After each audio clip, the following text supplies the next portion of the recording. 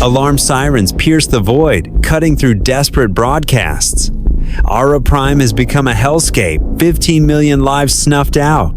Amid the chaos, one lone vessel, UEES Nemesis rams the Corven armada with EMP drones, gravity torpedoes, and hypervelocity round. Beyond the darkness, the Gate of Ascension reveals the looming Devour's threat. Can a single ship alter the fate of the galaxy?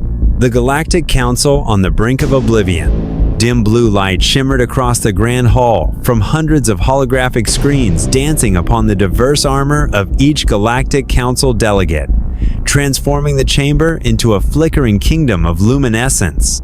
One by one, the overhead lights dimmed, leaving only that azure glow illuminating a three-dimensional model of a planet engulfed in crimson flames. Silence fell like a heavy cloak. Ragged inhalations, the thunk of claws against consoles, and the urgent chirp of alarm channels converged into a tense, ominous overture. The air grew viscous, as though every breath thickened, and every soul felt the choking weight of dread settle deep within their bones. High Minister Vax emerged at the center dais, towering on 4 muscular arms, his voice resonant. This is Ara Prime, as it was 3 days ago. 15 million lives have been extinguished. On the screens, digits flickered in merciless cobalt light, each number carving grief into the minds assembled. Some clutched their temples, others gripped armrests with trembling fingers. Matrix, the Draven delegate, recoiled backward, claws quivering. They all recognized that this was no ordinary battle report, but a categorical atrocity genocide sweeping across the star lanes, an unthinkable stain on the fabric of the known cosmos. Vax's voice cracked. Our cumulative losses now total 12 entire planets within a mere 2-month span, 20 billion sentient beings erased. The mightiest fleet in history shattered like brittle shells. The rustle of strained robes swept through the chamber as delegates activated emergency comms, pleading for aid. Yet many remained paralyzed by grief. In that charged silence, Admiral Zorax of the Trell Defense Force leaped to his feet, his emerald scales paling. We dispatched 200 warships to Ara Prime, only 6 returned, he thundered, the sentence rupturing the air like distant thunder across a clear sky. A wave of shock drowned the council in stunned dismay. Murmurs rippled among the assembly. Merge our armadas. Retreat to defensive positions. Or perhaps surrender outright? Each proposal collided with the next in chaotic discord. No one knew which path could deliver salvation. Across the hollow displays, the Corven armada emerged, obsidian vessels drifting like phantoms, swallowing light in their wake. Their tempo was impossible faster than any known craft, crashing through energy barriers with relentless precision, as if gravity itself had become their weapon. The delegates recoiled, realizing negotiation was a cruel illusion against an adversary that understood only total annihilation. Amid the tumult, Commander Sarah Chen of Earth stood unmoving, her simple cerulean uniform stark against the ornate seats. Earth had joined the Council a mere 8 months ago and was still labeled an outsider among interstellar races. Skeptical, even scornful glances bore into her, but Chen's calm gaze held unwavering resolve. She knew that if no one dared to act, the entire galaxy might crumble beneath paralyzing terror. Gathering her courage like steel, she rose and stepped forward, each footfall echoing through the silent chamber, commanding attention not by rank, but by the potency of her conviction. Reaching the central dais, Chen placed her hand on the wrist gom built into her sleeve. A subtle flicker scrolled, "Operation Nemesis, initiate." With authority that filled the hall, she spoke. "Earth will strike back." The single sentence rang like a drawn blade. All other sounds ceased, lights dimmed, consoles halted. Even the labored breathing seemed to hush.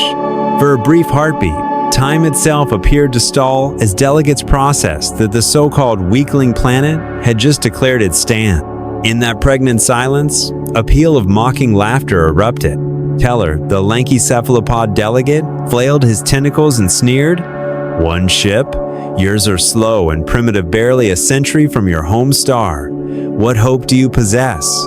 His derision slashed through the tension like a serrated blade against woven silk. Chen allowed a measured smile to surface.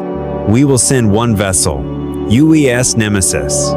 The theater of ridicule abruptly collapsed into stunned whispers. The hologram swiveled to reveal Nemesis's form. Angular contours draped in layered armor, a stark contrast to the sleek curves of alien craft. The three-dimensional map rotated, showcasing Nemesis in high Earth orbit, poised like a celestial predator. Chen continued, "We possess capabilities you have long forgotten." The display shifted to technical readouts. Hypervelocity rounds, piercing shields, swarms of EMP drones, gravity mines, hunting enemy vessels. Gasps filled the chamber. The once mocking sneers vanished into solemn contemplation. Vax inclined his head, silence, affirming a hard-won respect. Within moments, the council realized that this single ship carried far more than hope it. Carried a reminder that ingenuity and courage might yet defy omnipotent dread. Chen's voice softened but remained resolute. When bullies threaten the innocent, there must be someone to stand firm. Humanity has never allowed tyrants to prevail. Our resolve is our strongest armament. Behind her, the motto "Courage over Fear" blazed across the central hollow in radiant gold letters. Stirred by her words, delegates of countless worlds straightened in their seats, inspired to overcome paralyzing anxiety with unity and valor. A new chapter for the Galactic Council was dawning, one forged from the defiance of the meek and the solidarity of the brave. In the echoing aftermath, the chamber felt transformadons, fractured voices now bound by collective purpose. The spark of rebellion, kindled by one determined commander, promised to ignite an unprecedented alliance against the forces of darkness sweeping the stars. Ara Prime, the scorched planet. The blood-red light from thick clouds of ash illuminated the shattered landscape of Ara Prime like a fractured, hellish orb. Skyscrapers that once scraped the violet sky lay twisted into blackened steel carcasses, their skeletal frames bent and contorted under the weight of unimaginable heat.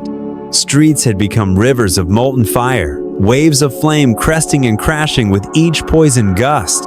In the suffocating haze, the acrid stench of molten alloys blended with burning synthetic polymers, creating scorching currents that roiled skyward, devouring any hope of relief across the horizon. Back in the Grand Council's chamber, a central holo display steamed with footage of colossal infernos as they swept down once grand boulevards. Crowds of panicked civilians streaked through the blazing streets, their silhouettes racing toward whatever shelter remained. Wailing sirens pierced the roar of flames, shattered glass tinkled like dying chimes, and vehicles erupted into towering columns of fire. Outlying slums and landing zone encampments burned like torches set loose upon the heavens. Any onlooker would have deemed survival utterly impossible. Ara Prime's once celebrated planet-wide defense grid lay in ruins. Towering laser emplacements fell silent, their arrays cold and unresponsive. Plasma cannons hung limp, coils darkened as if frozen mid-charge. Energy shield shelled as virtually impenetrable flickered under the relentless Corven onslaught until they collapsed altogether. Geosynchronous surveillance satellites winked out one by one beneath hailstorms of electromagnetic pulses. In their final moments, the comm relays spat static before starving for power, leaving the planet exposed to merciless, unmitigated devastation. In orbit, the remnants of civilian convoys and military flotsam drifted like ghost ships. Rusted freighters, once proud carriers of hope, slowly pirouetted against the backdrop of fire-lit clouds. Cargo pods from evacuation craft tumbled end over end, their luminescent emergency beacons sputtering into oblivion. Each vessel, a battered witness to the cataclysm that consumed their home, silently marked the last chapter of a civilization. They floated beyond rescue, destined to vanish as the inferno continued unabated on the dying planet below. On the scarred surface, survivors roamed in desperate anguish. Heart-wrenching scenes unfolded as children clung to their parents' ash-covered uniforms, their eyes wide with terror. Elderly victims collapsed onto crusted asphalt, clutching their chest as life ebbed away. Dust-choked refugees staggered toward the skeletal remains of transit shelters, gaunt hands grasping only the barest essentials. Everywhere, vacant stares reflected disbelief and trauma, collective shudder as an entire world teetered on the brink of oblivion. Through acrid smoke and swirling embers, panicked masses jostled towards subterranean evacuation shafts. Mobile holomaps flickered across handheld devices, guiding the desperate deeper into the planet's bowels. In reinforced bunkers beneath the ruined capital, the planetary governor's voice crackled over the PA system. Remain calm and follow instructions. Safe zones are 2 levels down, but fear drowned his words. Shouts, sobs, and the thunder of boots created a cacophonous chorus. Even the robust blast doors creaked ominously under the press of humanity's frantic surge. Within the emergency command bunker, officers scrambled to keep backup generators online. Sparks cascaded as manual switches protested. LED indicators blinked in erratic patterns, and darkness threatened to swallow the bay. Technicians wrestled with scorched conduits, sweat stinging their eyes as they coaxed life from dying power lines. Above ground, a rescue transport helicopter carved a glowing arc through the smoky sky, broadcasting a weak assistance signal before radio contact lapsed into static. Its fading rumble was the last audible promise of outside aid. In a makeshift field hospital, a combat medic cradled a charred young girl against her chest, tears mingling with soot on her cheeks. Infusion pumps sputtered ominously as they struggled to maintain life support. "We need AV Jown blood now," she shouted, voice cracking under the weight of urgency. Nearby, fellow nurses guided the wounded onto portable stretchers, applying tourniquets with trembling hand. The stench of antiseptic collided with burning timber, creating a suffocating aroma that lodged in every throat and lung. On the orbital deck of UEES Nemesis, Earth and allied aid teams toiled to salvage every life they could reach. Drip pouches of plasma were handed to shivering survivors pulled from crumbling ruins. Soldiers heaved debris aside, uncovering trapped civilians and guiding them to triage hatches. Flare guns and distress tracers arced skyward, casting flickering yellow halos that cut through the ash-choked darkness like silent beacons of hope. A once vibrant climate-control rainbow generator, now shattered, hung limply overhead, a poignant testament to all that Ara Prime had lost. Inside the Nemesis command bridge, Captain Reeves stared at a fractured video feed of the planet below, his jaw clenched in grim resolve. "It's all gone," he murmured as his knuckles whitened around the control yoke. Across the console, Commander Wong's eyes darted between status readouts. Contact lost with 97% of civilian transports. Casualties number in the billions. Her voice rose. "We must accelerate deployment." Thrusters flared as Nemesis pierced the gloom with its fiery exhaust, the red inferno reflecting off its obsidian hull. In that suspended instant, sunlight broke through the smoke, illuminating a nascent energy shield and shimmering azure a fragile promise that salvation had arrived. As Nemesis aligned for rescue, every soul aboard braced for the mission that would define Ara Prime's fate. The one-ship proposal, a singular beacon of faith. Amid the electric tension and the murmur of anxious whispers, Commander Sarah Chin of Earth ascended the dais. Her crisp blue uniform stood in stark contrast to the lavish regalia of the hundreds of delegates arrayed around the Grand Council chamber. Not a single hand applauded. Every eye was fixed upon her, as though awaiting a prophecy. The hush grew so profound that Chin's measured footsteps echoed like a ritual drumbeat. "We have pursued every avenue," Chin began, her voice steady and unwavering. "We bolstered our fleet, erected the strongest planetary shields ever conceived, and reinforced every defensive perimeter, but still, the Corven scourge shatters each bastion we raise." Behind her, the central holo display shifted to replay wave after wave of inky black assaults, squadrons of allied cruisers vaporizing in superheated bursts, once proud cities vanishing into conflagrations of molten rock and flame. The council watched in silent horror as pixel after pixel of devastation unfolded. Is there any other recourse? Chin continued. Do we merely send more vessels and sacrifice more lives, only to see our return rates dwindling into single digits? With deliberate calm, she pressed a console button. Instantly, a three-dimensional model of a solitary Earth warship materialized above the disangular, formidable, its layered armor plates glinting like interlocked shields. Beneath it floated the inscription UEES Nemesis, suspended against the star-speckled void. An unbearable stillness stretched across the chamber, broken only by the rustle of nervous shifting. One ship, Chin repeated, her eyes sweeping the assembly. One vessel, embodying 2 centuries of humanity's collective ingenuity and hard-won experience. We do not claim that Nemesis alone can shoulder the entire burden of galactic defense.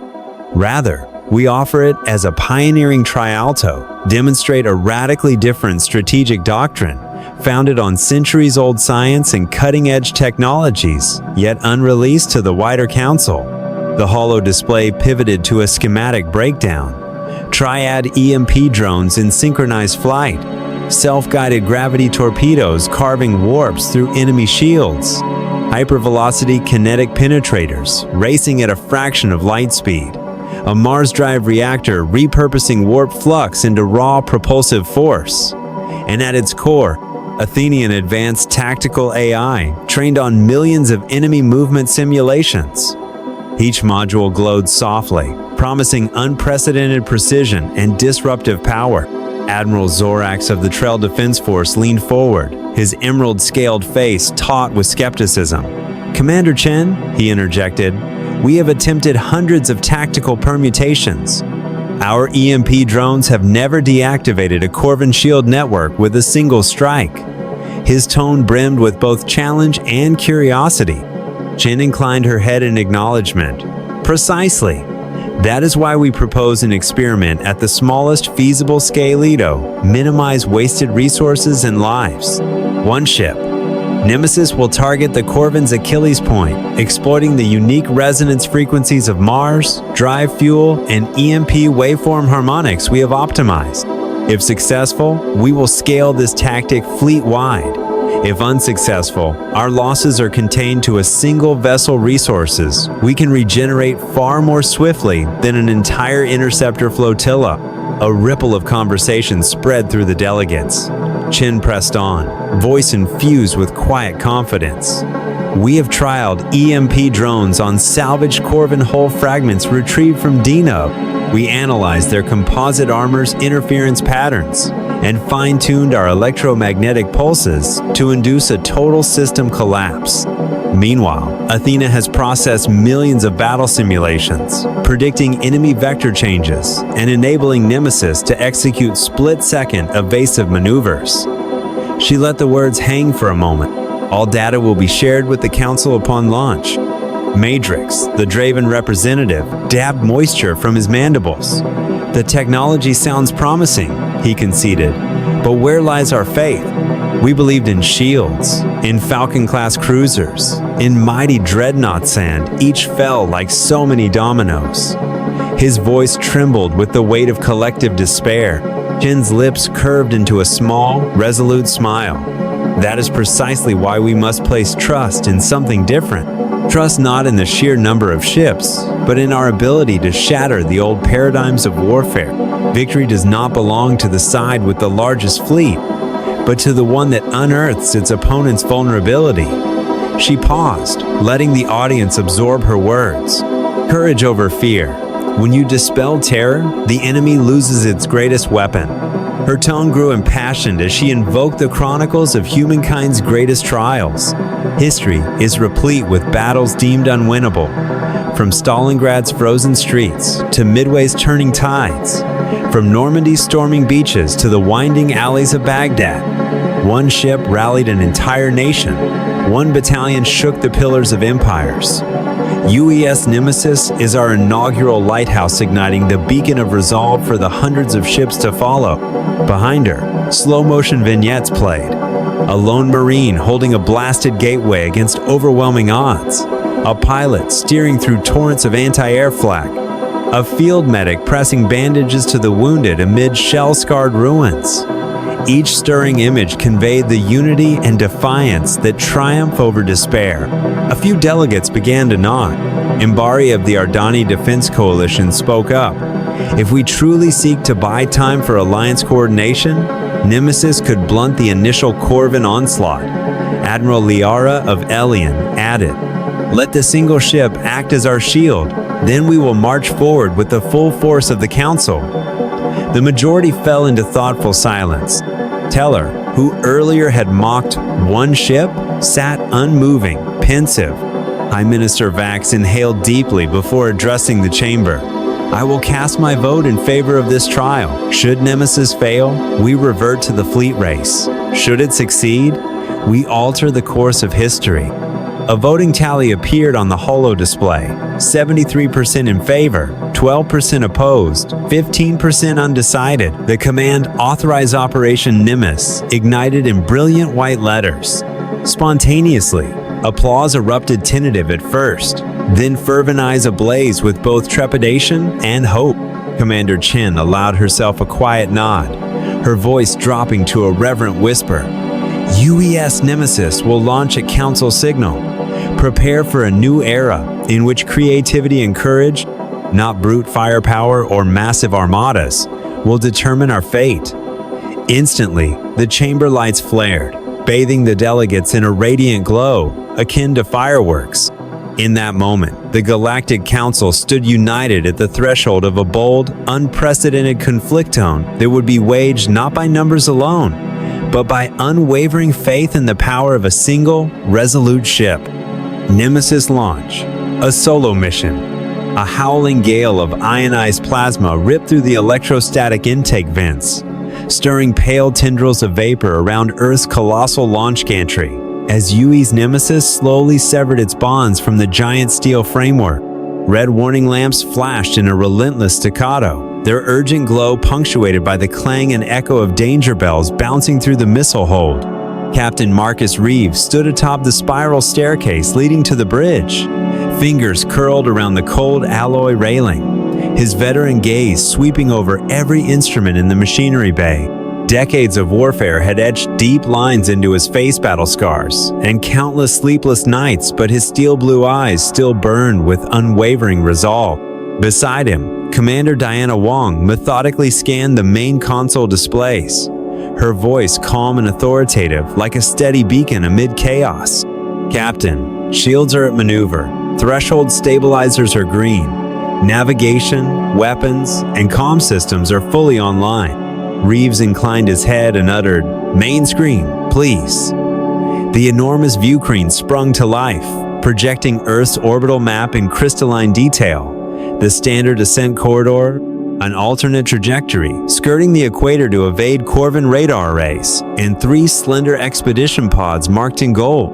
Streams of data scrolled alongside animated vectors, speed projections, altitude gates, and Athena's optimized flight curvian arc, so precise it seemed to bend through space itself, carrying Nemesis like a whisper through enemy defenses. Down at a secondary console, Chief Engineer Okono hovered over the power conduit controls, fingers brushing the panels with ritual devotion. He murmured an underbreath invocation to the heart of the Mars. Drive Reactora prototype warp generator repurposed from ancient Martian salvages, deep resonant thrum vibrating through the deck plates, a solemn promise of the jump to come. Meanwhile, Marine Commander Jackson oversaw the final checks on his Special Operations Unit. The unmistakable hiss of powered armor, locking into place, echoed through the corridor as exoskeletal servo frames latched around the troopers' limbs, priming neural pulse amplifiers that would grant them near superhuman reflexes.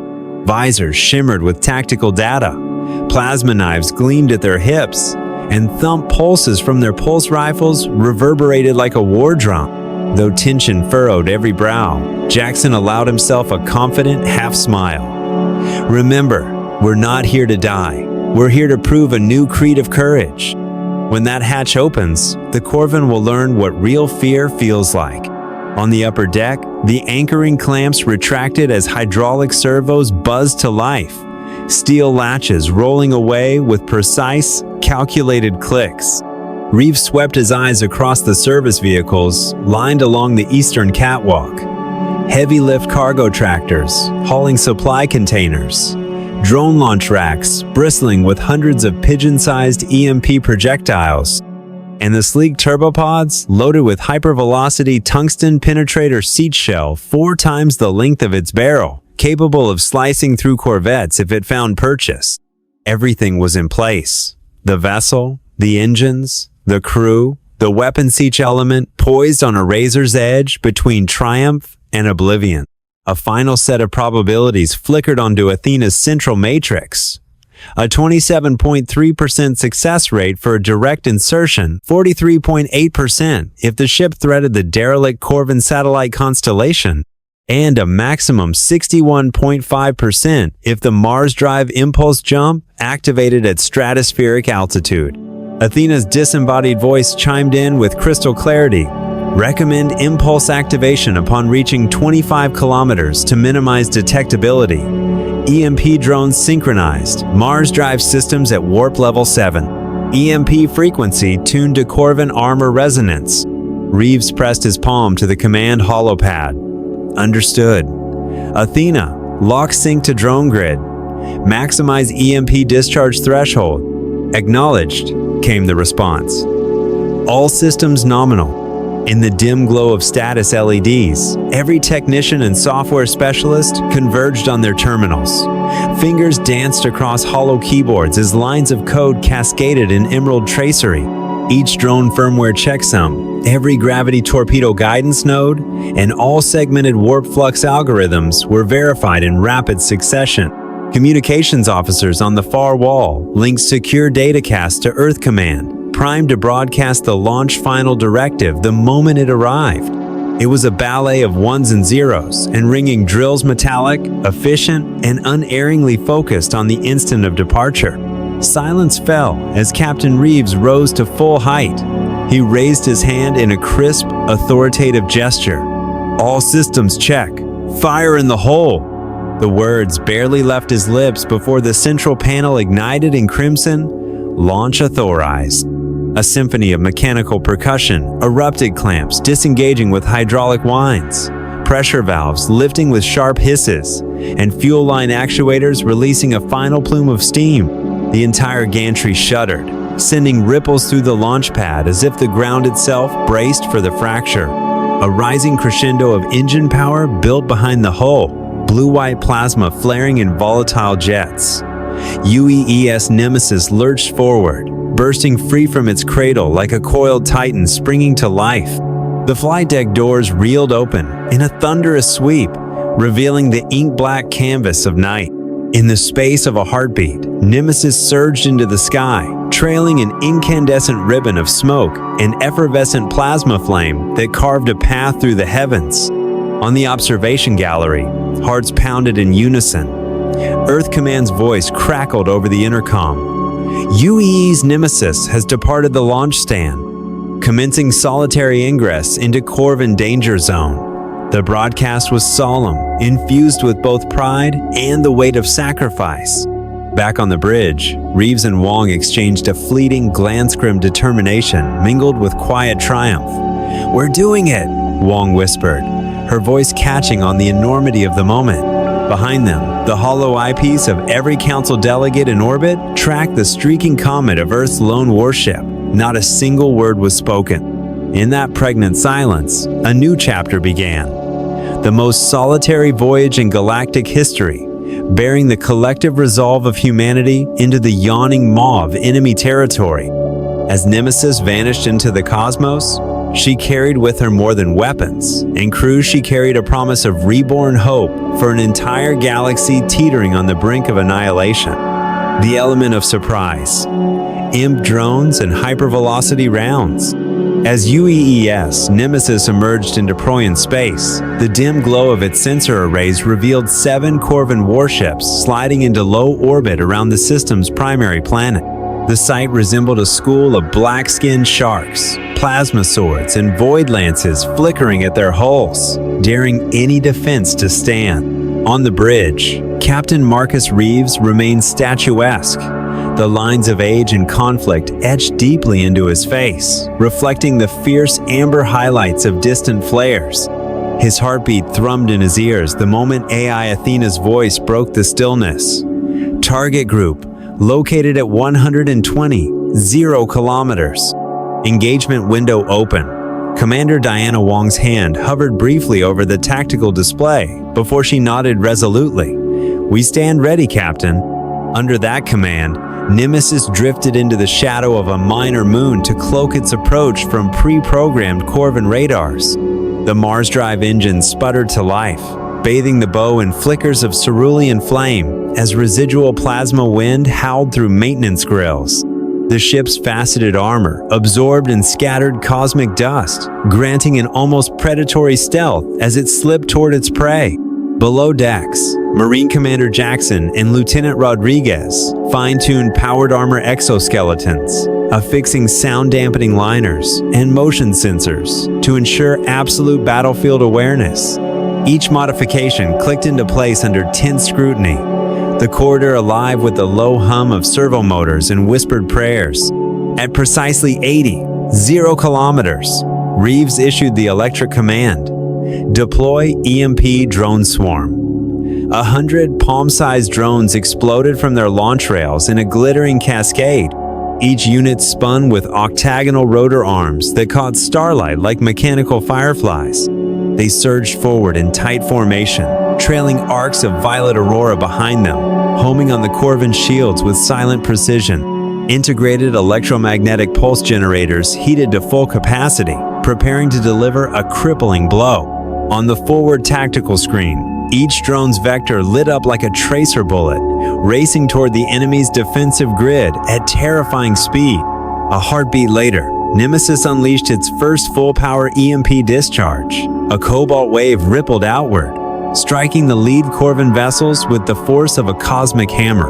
In an instant, their shields flickered and collapsed in fiery cracks, shattering and crackling arcs like glass under sonic bombardment. Sirens wailed in cacophony aboard the Corven flagships as internal circuitry sparked and died. On the holo display, 2 cruisers plunged into darkness, their gray hulls erupting in superheated bursts of incendiary debris before dissolving into drifting fragments. For a suspended moment, no sound dared cross the void. Nemesis seized the opening. Captain Reeves' voice rang out, "Main battery, target their flank." The ship's dual hypervelocity railguns charged in unison with a ghostly whine. Tungsten alloy slugs, each 4 times longer than their barrels, accelerated to hypersonic velocities, tearing free in narrow beams of pale plasma exhaust. They struck the nearest Corven vessel like shooting stars, piercing armor as if it were paper and carving cavernous tunnels through its core. Explosive decompression rumbled across the viewscreen as the ship's superstructure ruptured, hull plating ballooning outward before collapsing inward in a cathedral of twisted metal. 2 more Corven warships met identical fates in under 10 seconds, their trailing flares painting the void in streaks of brilliant orange and white. The surviving 5 Corven vessels recoiled in disarray, their disciplined formation fracturing under shock and awe. A barrage of void lances and plasma beams whistled toward Nemesis, each beam a coiling serpent of destructive energy. Yet the ship's steep-angled plating and reactive deflectors scattered most of the strikes harmlessly into the black. Only a few missiles and energy pulses penetrated, gouging shallow scars in the outer hull. Inside the Combat Information Center, the tactical screens flickered with impact warnings, but systemic redundancies held firm. At Reeves' command, the gravity mine protocol initiated. Dozens of spherical warheads ejected from port chutes, streaming anahole arrays that generated a localized gravitic gradient. The sudden current yanked 2 Corven destroyers from their frenetic retreat, slamming them together in a titanic crunch. The collision triggered a cascading reaction of plasma venting and shard ejections, the battlefield glowing with incandescent fragments of alloy and energy residue. Even as the Corven attempted to accelerate away, the gravity wells held them fast, feeding on their momentum until they surrendered to the cataclysmic embrace of explosive breakup. 4 of the 7 adversary vessels now drifted powerless through Proian orbit, Their wreckage, a floating testament to Nemesis's lethal precision. In barely a few minutes, the engagement concluded with minimal losses to Earth's flagship. Only 2 EMP drone modules were sacrificed to enemy countermeasures, and one of Nemesis's nose armor facets bore a deep groove from a glancing plasma bolt. The Corven's final volleys faded into the rear-view scanners as they limped back toward deep space. Captain Reeves allowed himself a faint, grim smile. Damage assessed as light. We've taught them their first lesson. Commander Wong updated the data nodes. Corven armor interference patterns recorded.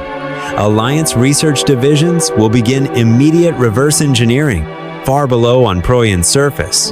Governor Lisa monitored the hollow uplink with unbridled awe. Civilians massed in the plazas, waving banners of gratitude as emergency broadcasts halted their doom-laden alerts. No longer did the horizon glow with apocalyptic fire. Instead, a lone warship streak carved a line of hope across the cosmic backdrop. A single message pulsated back to the Grand Council. Nemesis neutralized 4 Corven vessels. Initial assault successful. Within Nemesis's tactical hub, the red warning lights dimmed and systems initiated recovery cycles. Depleted drones returned to docking clamps. Magnetic arms resealed EMP capacitors. Gravity mines disengaged and self-retracted. Athena's spectral avatar materialized above the holodable, outlining next phase objectives. Initial strike efficacy, 100%. Preparing boarding party insertion. Marine Commander Jackson clenched his gauntleted fist. Pre-position the assault pods. We move to board. Thus, having demonstrated the devastating potential of precision weaponry and daring strategy, UEES Nemesis stood poised to breach the hidden locus of Corven power, the fabled Gate of Ascensionon, a mission that would determine the fate of an entire galaxy. Assault on the Corven command vessel. Pale violet corridor lights flickered along the obsidian hull plating of the Corven command ship, casting ghostly reflections across the armor of the galaxy's most fearsome predators. Marine Commander Jackson pressed low behind his pulse rifle, the cold weight of his helmet's neural interface pressing against his brow as he surveyed the silent hallway ahead.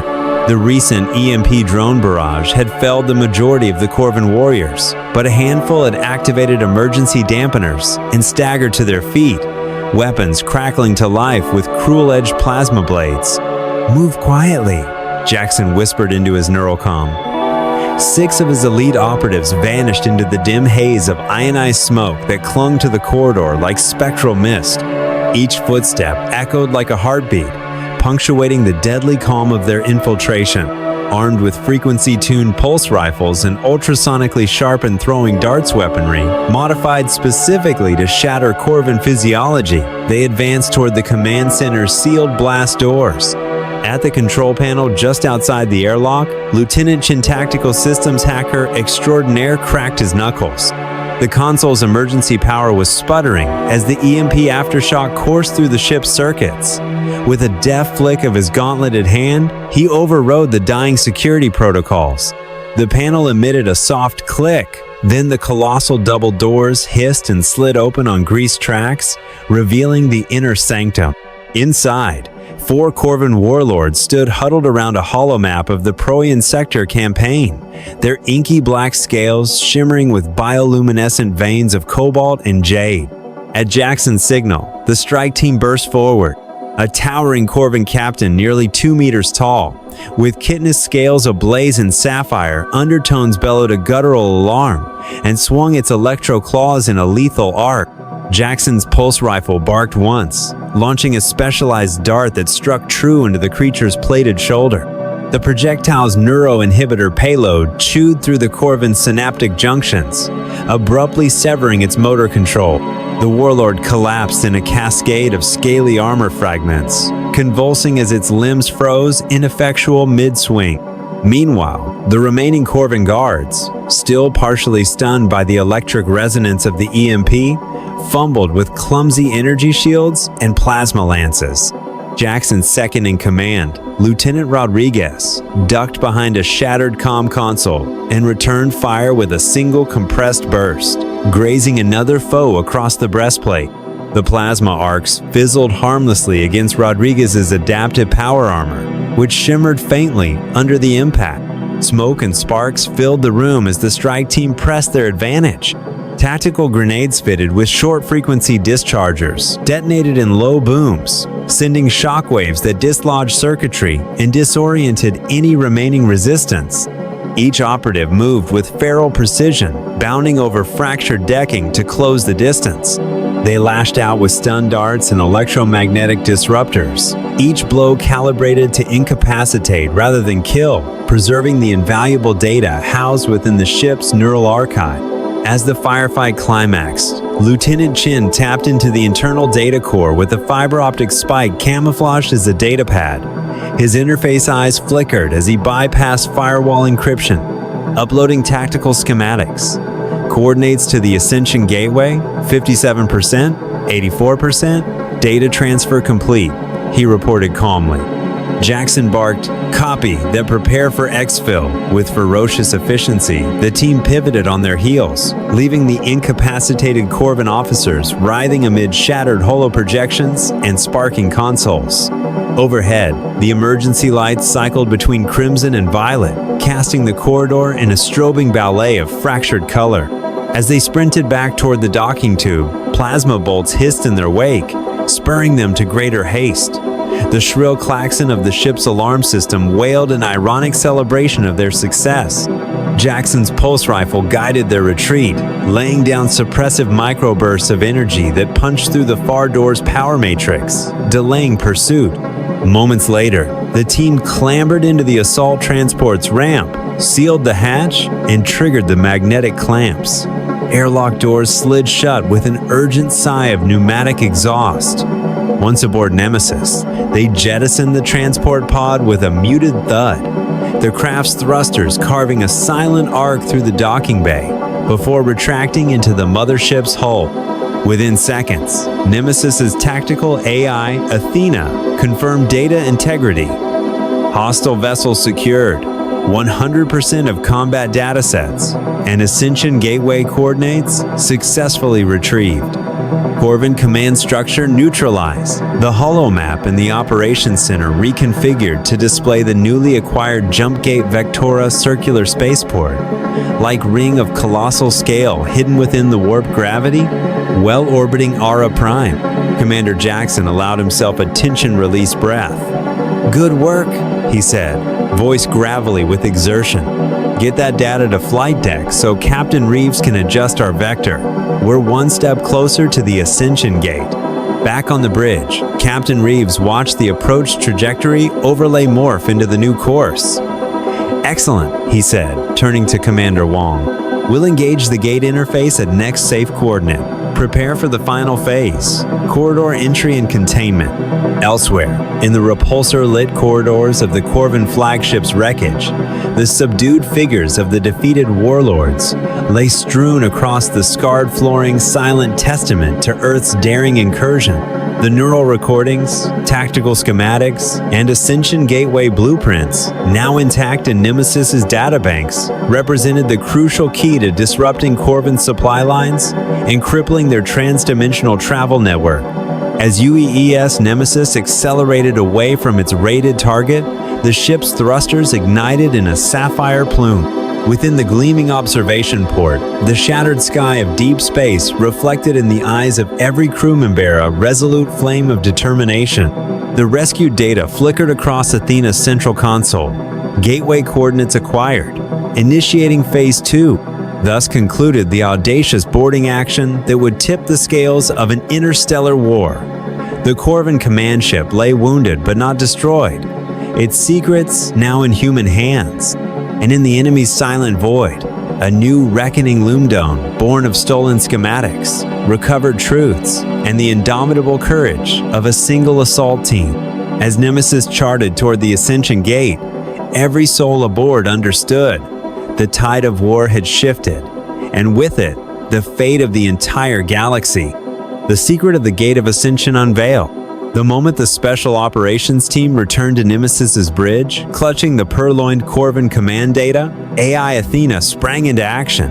Her processors hummed as she initiated decryption protocols. The central holo display ignited in a vibrant cerulean glow, projecting layer upon layer of star charts. Technical schematics and raw sensor recordings streamed directly from the Corven archive.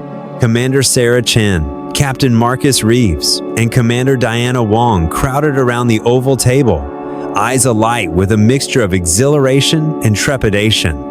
Athena's calm voice echoed through the chamber. Gate of Ascension data successfully identified. Coordinates locked. This structure is a colossal circular construct more than 1,000 miles in circumference locked in a neutron star slingshot orbit. It harnesses directed neutron flux to trigger intergalactic jump point generation. Within seconds, a three-dimensional model of the gate materialized above the bridge. It appeared as a vast metallic ring, its reflective surface etched with faint, archaic glyphs reminiscent of long-lost Martian relics. At its center swirled a vortex of pale blue light, as though the void itself had been carved open to reveal a passage into an alternate dimension. Chen's voice dropped to a reverent murmur. We encountered fragments of similar technology in the Mars Ridge, excavation ancient warp matrices and reactor plates, but never the complete apparatus. For centuries, the Corven have concealed this secret, desperate to find an escape route from the Devores. Reeves tapped the control console, zooming in on the gate's core power module. "Observe here," he said, gesturing to a semi-transparent schematics overlay. This is their neutron regulatora variant of our Mars drive reactor that uses intense neutron pressure instead of thermal plasma. Once critical mass is reached, it generates a localized gravity droplet so immense it can shift an entire planet across space.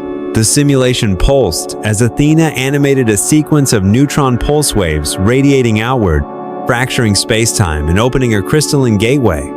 Beyond this portal, Athena continued, lies either a parallel galaxy or a reservoir of latent energy of unimaginable power. Commander Wong's brow furrowed. If the Corven never fully mastered this technology, they risk destabilizing the gate and, by extension, every star system in proximity. That would explain their scorched Earth policy across dozens of worlds. They were conducting live fire tests to calibrate the gate's output under combat conditions. Chen placed a steady hand on the table's rim, eyes blazing. We cannot allow them or anyone to wield the gate as a doomsday weapon. We must alert the Galactic Council immediately. Athena's decryption routine uncovered a linked audio log from Fleet Commander Vrex himself. The recording pulsed through the speakers, Vrex's voice quivering with fear. "We do not slaughter for sport," he confessed. "We flee from an entity capable of consuming stars. The gate is our only hope." The log ended with the sound of Rex's claws hammering the command console in panic proof of the existential terror driving the Corven to any extremes. Reeves exhaled, calculating the dire implications. If the Devores are already at the threshold of our sector, even the Corven would sacrifice billions to secure a one-way exit. They had no choice but to annihilate every obstacle. Chen nodded gravely. "We know their motive now. But understanding the gate's function is only half the battle. We must also design a safety net and allied mechanism to control it, rather than let it control us." With the decryption at 100%, Athena generated a full blueprint replication.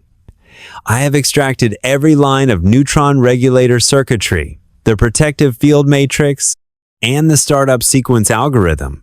This data will enable the Alliance to construct a testbed control station, ensuring the gate remains inert until all safety protocols are engaged."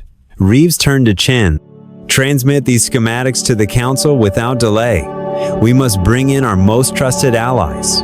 Elian, Ardani, Pro-Anan share custody of this technology." Commander Wong added thoughtfully, "We should propose a multinational control hub on Proian 4, built around the gate's orbital coordinates. Each species can oversee a critical system. Earth will handle the neutron drive interface.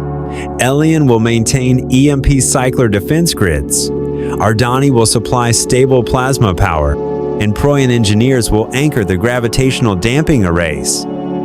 Chen allowed herself a brief smile. This will stand as a testament that courage and cooperation surpass any tactic born of fear. We will not merely confront the Corven, we will save the galaxy from the divorce.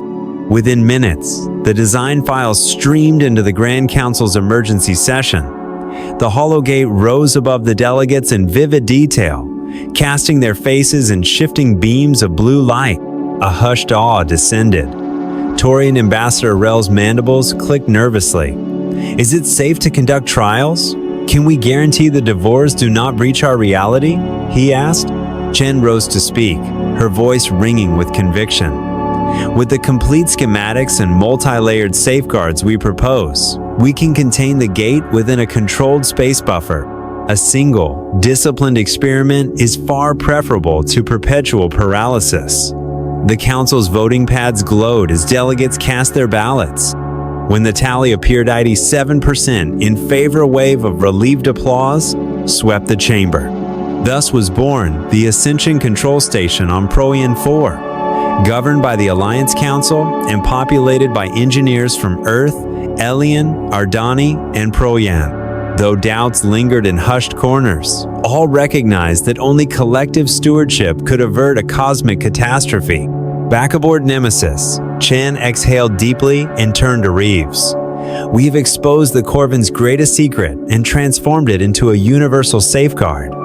Reeves offered a wry grin. Our journey is far from over, but at least we now know where we must go and with whom. Behind them, the hologram of the Gate of Ascension shimmered like a beacon of hope, heralding a new chapter in which ancient technology and interspecies unity would determine the fate of every star in the galaxy. Return to Proyan 4, A New Hope, UEES.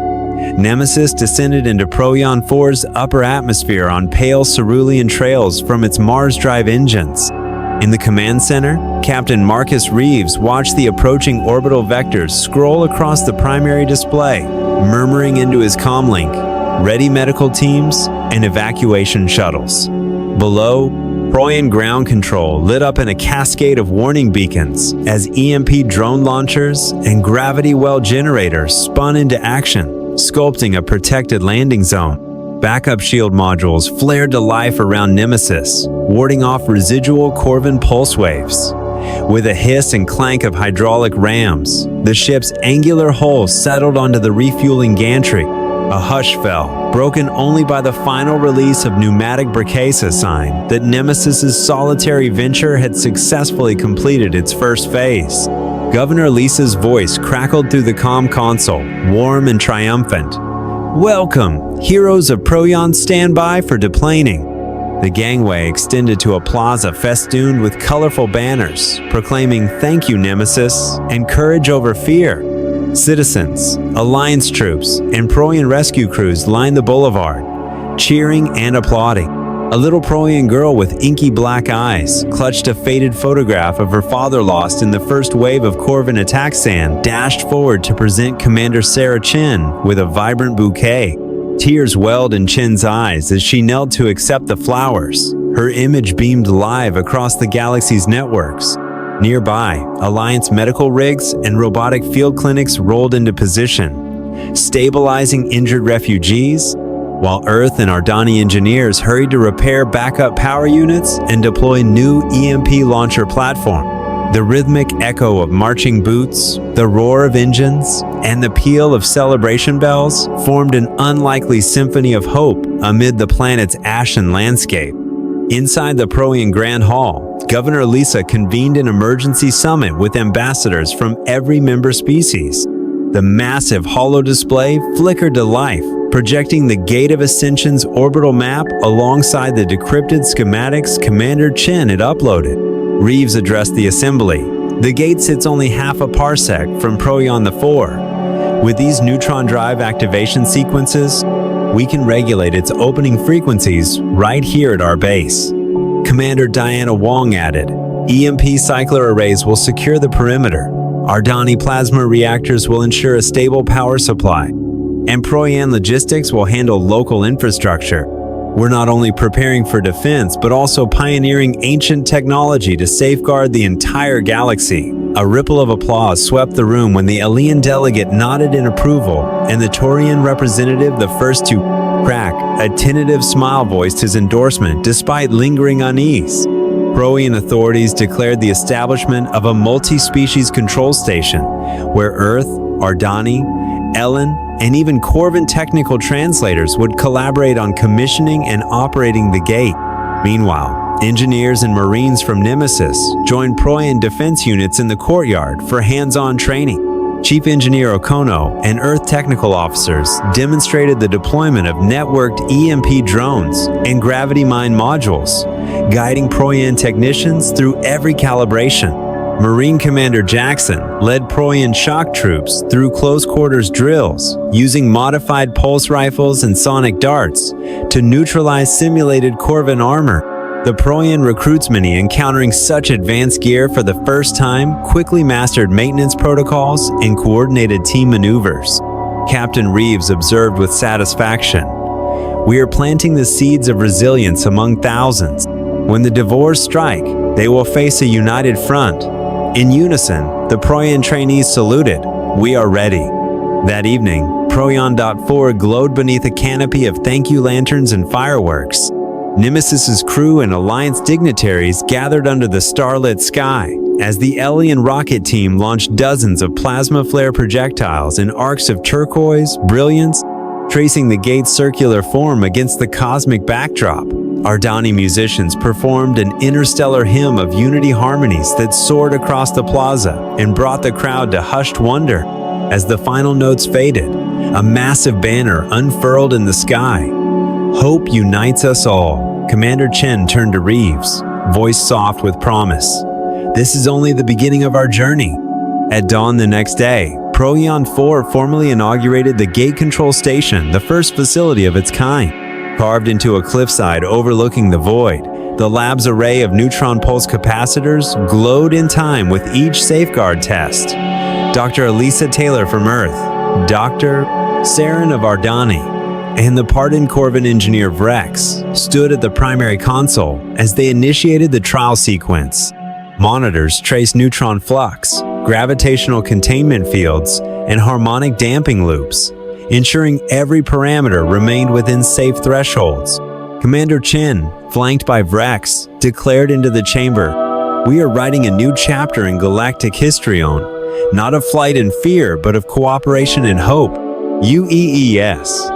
Nemesis, fresh from its historic landing, loomed over the control station like a steadfast talisman of courage. Alliance vessels continued to arrive in orbit, ferrying specialists, critical supplies, and messages of solidarity.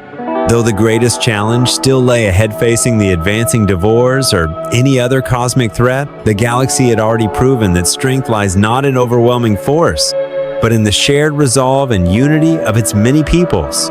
With the Gate Control Station operational and Proian 4 as its guardian, a new era dawned. An era where ancient technology and collaborative spirit would chart the fate of every world under the stars. The Galactic Alliance and the Battle of Deneb. Once the secret of the Gate of Ascension was unveiled and the complete schematics circulated among the member worlds, every species in the Galactic Council realized the Corven threat was no longer an isolated crisis, but a challenge that united them all. An emergency summit convened on Proian 4, attended by delegations from Earth, Elian, Ardani, Proianand, even a small Corven envoy, humbled by the terror of true annihilation. In that tense yet determined atmosphere, the Ardani ambassador rose to announce the formation of the Galactic Alliance Fleet, a multi-species strike force whose first objective would be to halt the Corven advance at Deneb, the enemy's forward staging system before the gate. With that proclamation came a solemn vow echoing across the chamber: "No world shall be left behind." A roar of approval swept through the delegates as they rose to affirm their unity. Fleet assembly moved at breathtaking speed. At its head flew UEES Nemesis, flanked by Earth's Dreadnought-class battleship Discovery and a squadron of heavy cruisers, all bristling with railguns calibrated for maximum shield penetration. Close behind glided the alien battlecruisers, engulfed in swirling EMP cycler fields designed to fry Corven electronics at range. Ardani plasma corvettes trailed in tight formation, their quadruple flare launchers primed to unleash searing jets of ionized energy. Proyan logistics frigates shadowed the line, stocked with munitions, capsules, and field repair drones in geosynchronous orbit, ready to zip forward and patch hull breaches in seconds. Even the Corven survivors granted conditional amnesty in exchange for invaluable tactical insight marched in review beside the Alliance standard, their hulls draped in the new banner of unity. At dawn, when Proyan's sun crowned the horizon like a blade of sterling light, the Alliance fleet slipped planetward toward Deneb. Ships wove into formation around a series of gravitational buoys field generators that bent local space to channel enemy vessels into lethal corridors. Nemesis signaled the order. Imp drone wave, 1 launch. Hundreds of hand-sized recon drones streamed skyward, flushing out Corven sensor nets and disabling point defense arrays. Immediately, gravity mines ejected in synchronized bursts, creating broken arcs of warp space that shepherded fleeing ships into predetermined kill zone. The entire battlefield shimmered like a living storm of disciplined chaos. As the fleet's lead element coalesced on tactical sensors, the Corven warfleet sprang into their trademark Pentagon of Death, Formation 5 dreadnoughts and battlecruisers arrayed to punch through the Alliance's right flank. But the alien squadron was ready. At Commander Vala's command, the cruisers surged forward, unleashing a devastating high-frequency EMP barrage that overloaded 2 Corven command ships in a shower of plasma sparks. Simultaneously, the Ardani corvettes laid down a curtain of dispersal, plasma-thin but scorching searing through deflector shields, and forcing their adversaries to divert power to critical systems. Seizing the moment, Nemesis dove into the fray. Captain Reeves ordered, "Main battery, open fire!" Hypervelocity rounds ripped free from Nemesis's forward railguns in streaks of incandescent tungsten that cleaved through Corven armor like searing knives through silk. Each shot detonated within the enemy, hulls in thunderous ripples of expanding metal shards, reducing vital compartments to a glittering cloud of spent plating and superheated vapor. 2 more Corven vessels collapsed in silent ruin, the wreckage trailing like mourning ribbons through the void. The surviving 5 Corven warships broke formation, their cohesion shattered. In the ensuing pandemonium, Proyan frigates and Earth's light destroyers closed in for close quarters action. Twin linear cannons and turreted pulse lasers carved through enemy sensor arrays, leaving the Corven blind and directionless. Then came the gravity-mined coup de grace. Tactical warheads warped out of Nemesis's port base, inflating localized gravity wells that yanked 3 vessels toward one another. Their mutual collisions bred cascading implosions, each dreadnought's reactor core still half-charged, producing brilliant novae of neutronium shards that punctured the darkness. 4 out of 7 Corven ships were now drifting carcasses. All around, the melee raged in a feral ballet of plasma flares and EMP arcs. Munitions spilled from failing magazines, ruptured fuel lines ignited in wild tongues of white-hot flame. Yet always the Alliance held the advantage. Its ships moved with choreographed precision, each unit supporting its neighbor in a living lattice of interlocking fire zones. When the smoke of battle finally cleared, Nemesis locked its targeting sensors on the largest Corven dreadnought, still fighting in the center of the debris field. "Prepare for boarding interdiction," Reeves ordered, voice steely. A volley of gravity torpedoes hurtled toward the towering enemy flagship, cleaving away its primary armor rings and hurling the inert mass back into the fray. Then, hypervelocity slugs hammered its command superstructure, shredding the bridge and plunging the behemoth into darkness. As it drifted dead in space, the remaining 2 Corven warships, witnessing their dreadnought's demise, panicked and made haste toward the outer void, abandoning any pretense of offense. With the final shriek of alarms, the Battle of Deneb drew to a close. Corven casualties lay at 70% of their initial Strength 70 vessels, crippled or destroyed, while the Alliance paid a steep toll of its own, 20% hull damage across several cruisers and frigates. Even Nemesis bore the scars of combat-scorched plating and fractured drone launch tubes, but its critical systems remained unbowed, ready for resupply and reinforcement. In the aftermath, Captain Reeves transmitted the victory communique to the Council. Galactic Alliance has prevailed at Deneb. The Corven advance is broken. Let all worlds know, united we stand, alone we fall. That message blazed through subspace relays, kindling renewed hope from Elian's floating spires to Ardani's subterranean forges and beyond the farthest Proian fishing hamlets. On Proion IV, Governor Lisa decreed that the date of Deneb's liberation become a planetary holiday Unity Day, a yearly celebration of cooperation and courage. Back on Nemesis's illuminated bridge, Reeves, Chen, and Wong convened for a debrief. Athena's holotable now displayed a comprehensive battle analysis, recommendations for upgraded EMP capacitors, refined gravity, mine deployment patterns, and improved hypervelocity slug ballistics. Each proposal earned unanimous assent from the Alliance leadership. "We have witnessed the miracle of unity," Chen said, voice soft yet brimming with determination. "Now we must defend the Gate of Ascension against any threat, Corven or Devores alike." Reeves nodded, eyes on the distant nebula beyond the viewport. "Our fleet returns to Proion to rearm and regroup. The final test awaits." As Nemesis and the Alliance Armada set their course back to Proion 4 for repairs and replenishment, they carried with them not just the wreckage of a triumphant battle, but the shining promise that in an endless galaxy of darkness, hope and solidarity could blaze brighter than any supernova. Open-ended conclusion: the Gate, the Devores, and a new era. UEES Nemesis and the Galactic Alliance fleet cleared Proion 4's orbit to the shrill wail of Mars Drive warp plates and the celebratory alarms heralding the next chapter of their mission. On the bridge's massive view screen, the Gate of Ascension hollow projection shimmered in undulating bands of cerulean light, beckoning them toward both discovery and peril. Captain Marcus Reeves leaned against the transparent railing, eyes fixed on the vast iron circle drifting against the void. He ran tactical counter-Devore scenarios through his mind-calculating defensive arrays and fleet dispositions to shield the Alliance across star systems. Nearby, Commander Sarah Chen keyed comms frequencies to summon the provisional Corven delegation, preparing for the historic rendezvous at the Gate's threshold. "Stand by for bilateral talks," she murmured. "Open the corridor channel." Upon reaching the prearranged vector, the Gate initiated its first activation cycle. Neutron beams flared in blinding white arcs, vibrating the very air as if reality itself strained between dimensions. Proion 4's control station sprang to life, its EMP cycler barrier rippling outward to intercept any disruptive pulse or unauthorized craft.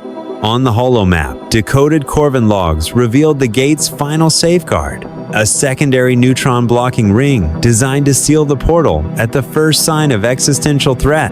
Commander Diana Wong raced through lines of code, embedding an automatic reverse reaction failsafe that would instantly collapse the Gate if Devores or any unallied force crossed the boundary. Meanwhile, aboard the Alliance flagship Discovery, the former sovereigns of Corvinal uneasy allies were guided to the conference deck by Reeves and Chen. Supreme Commander Vrex, his constitution restored after the neurotoxin purge, walked alongside them under cold plasma lighting. His usually impassive gaze now betrayed solemn reflection. "We underestimated the Devores for too long," he admitted, voice low. "But no one deserves senseless death." Chen offered him the Alliance designs. "We now choose to survive together, not merely flee." Talks commenced beneath the towering holoscreen, projecting the Gate and its neutron modulation matrices. Delegates from Ellen, Ardani, Proion, Earth, and Corven each presented their proposals. Ellen would deploy EMP cycler drones to safeguard the outer ring. Ardani would supply steady plasma power cores. Proion would manage orbital logistics and repair yards.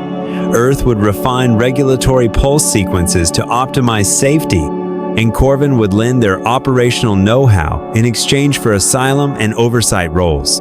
One by one, they affixed their seals to the Treaty of Interworld Concord, pledging to defend the galaxy against any threat. No sooner had the ink dried than the gate entered its second phase. Neutron pulses coalesced into a gravitational droplet that peeled open a sliver of space-time. Instantly, Discovery's quantum sensors shrieked alarms. Something colossal was stirring beyond the threshold. On the holoscreen emerged the first Devore's apparition, a titanic coil of shadowy energy, serpentine and sinuous, rising into view like a living nebula. Its surface glimmered with bits of stellar debris, and the air carried the tang of cosmic sulfur. The assembly recoiled, awe mingling with dread. Through the cacophony of alerts, Captain Reeves raised his voice over the comm. "Hold station. Devore's has manifested, let us greet it in silence." An uncanny stillness ensued. Whole bulkheads hummed softly, breaths hushed. The entity pulsed with gravitational resonance, each wave quivering the holomap's grid. Athena decoded the signature. Neutron pulse sequence matches Mars Ridge artifacts. They have encountered this technology eons ago. Chen remained composed. The gate was built not only for escape, but for contact. Seizing the moment, Reeves broadcast a greeting modulated in neutron wave code. "We extend a bridge, not a battle." The Devore's entity responded with ripples of dark energy and muted luminescence. Athena translated, "Dialogue begins, but only a unified custodian may shield all life." This pronouncement hung heavy in the air. Would they weaponize the gate or wield it as a universal safeguard? As the portal's aperture began to collapse, the Council of Worlds assembled once more on Discovery. Ambassador Emily DuPont of Earth rose to speak. "We have shown that courage, cooperation, and shared wisdom can conquer fear.